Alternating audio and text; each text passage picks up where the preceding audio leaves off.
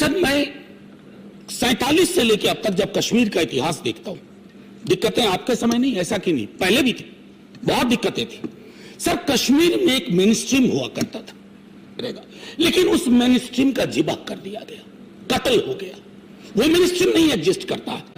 Honourable chairman sir, Kashmir में बहुत सारी चीजें याद आ रही है। 5 अगस्त 2019 की एक वर्ष मेरा हुआ था उस समय सदन में, वो छवियां भुलाए नहीं भूलती हैं, इतिहास तय करेगा क्या पाया क्या खोया। लेकिन सर मैं 47 से लेकर अब तक जब कश्मीर का इतिहास देखता हूं, दिक्कतें आपके समय नहीं, ऐसा कि नहीं, पहले भी थी, बहुत दिक्कतें थी सर। कश्मीर में एक मेन स्ट्रीम हुआ करता था, मेन स्ट्रीम 370, मैंने कहा ना इतिहास मूल्यांकन करेगा, लेकिन उस मेन स्ट्रीम का जिबा कर दिया गया, कत्ल हो गया, वो मेन स्ट्रीम नहीं एग्जिस्ट करता है सर। मैं 500 एकड़ की जमीन है तुलमुल्ला कैंपस की, स्कैटर्ड है वो कैंपस, सेंट्रल यूनिवर्सिटी स्कैटर्ड है। हम कौन सी शिक्षा को लेकर के क्या सोच रहे हैं? इतने वर्षों में क्या आपने किया वहां? क्या उनको जरूरत नहीं है? मैं स्कूली शिक्षा की बात करूं, 370 और कोविड मिलाकर के 32 महीने वहां स्कूल बंद रहे सर। बाकी देश में 4G 5G की अब बात कर रहे हैं, digital mode of education collapse किया हुआ था। मैंने स्वयं देखा है सर, एक बच्ची के पिता, उन्होंने कश्मीर में मेरा भाषण सुना था, वो कश्मीर से कॉल नहीं कर पाए, वो दिल्ली आए, उनकी बच्ची बांग्लादेश में थी, उन्होंने मुझसे यहां आकर बात की। हम स्वयं, हम सब लोग एयरपोर्ट पे डिटेन कर लिए गए थे। खैर मर्जी आपकी, आपको लगा हालात ठीक नहीं है, हमारे जाने से वहां आग भड़क जाएगी। हमने अगर इतनी ताकत होती है कुछ चुनाव भी जीत लेते। आपको बेकार ही डर लगता है हमारे बारे में। सो no matter how much and how loud and how long we shout that Kashmir is an inalienable part of India, and that therefore there was no Kashmir problem, the fact remains that a serious and urgent problem faces. I continue to go to the other paragraph. That problem exists not because Pakistan wants to grab Kashmir, but because there is a deep and widespread political discontent among the people. मैं इसी alienation का जिक्र कर रहा था।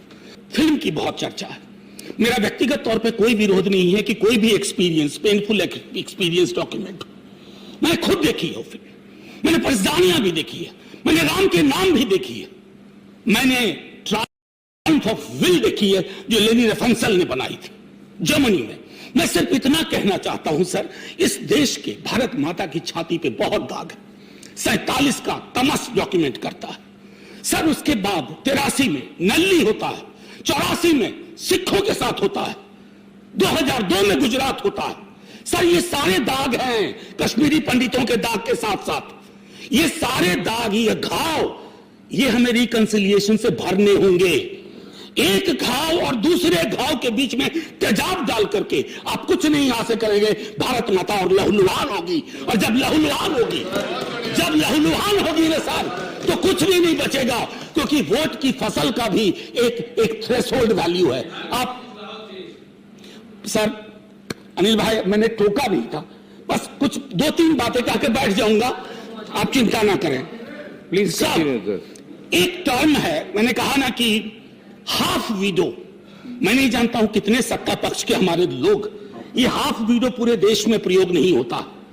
ये half widow, ये कश्मीर की हकीकत है। ये हाफ वीडो कौन है? APDP, association of parents of disappeared persons.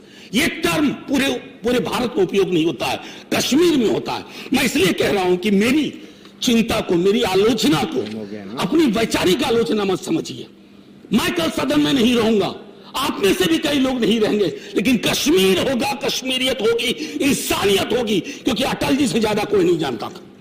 आपके दल में सबसे बड़े नेता, चुनाव भले कोई और जीत जाए, लेकिन आपके दल के सबसे कद्दावर नेता अटल बिहारी वाजपेयी थे और रहेंगे।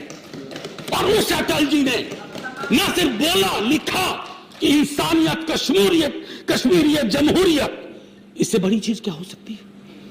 किन चीज के लिए? For how many gold coins? We are losing that plot. That concerns me. That worries me, sir. And finally, sir, क्या कहूं, तारतम्य अनिल जी आपने बिगाड़ दिया मेरा थोड़ा। सर नहीं, बस सर एक आध मिनट लूंगा सर। प्लीज सर मैं कुछ चीजें शेयर करना चाहता हूं सर। हमारे कई सारे दोस्त, मेरे पढ़ाए स्टूडेंट सर, जम्मू में भी हैं, कश्मीर में भी हैं, कई शिक्षाविद हैं, वहां पढ़ा रहे हैं विश्वविद्यालयों में सर। आजादी बिल्कुल नहीं है सर, बोल नहीं सकते। मैं प्रेस फ्रीडम इंडेक्स का जिक्र भी नहीं करना चाहता।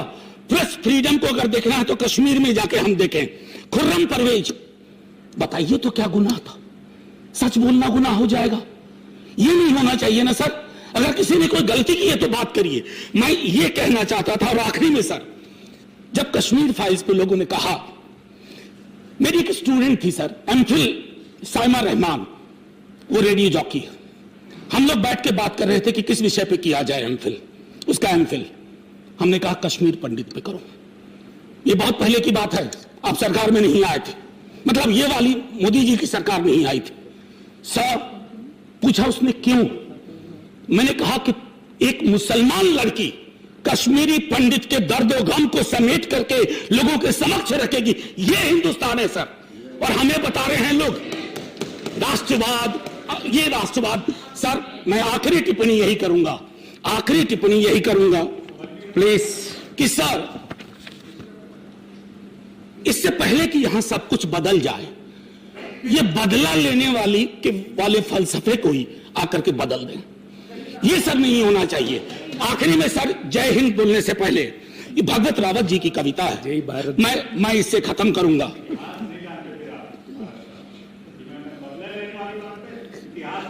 Neeraj ji, no, you please continue here. Address the chair and conclude it. Neeraj भाई ना हो तो सदन नीरस लगेगा। No, please conclude. भगवत रावत, पता नहीं आने वाले लोगों को दुनिया कैसी चाहिए, कैसी हवा, कैसा पानी चाहिए, पर इतना तो तय है, इस समय दुनिया को ढेर सारी करुणा चाहिए। इस देश में भी कई घर में यूक्रेन बना पड़ा है सर, कई राज्यों में यूक्रेन बना पड़ा है। जय हिंद सर, थैंक यू।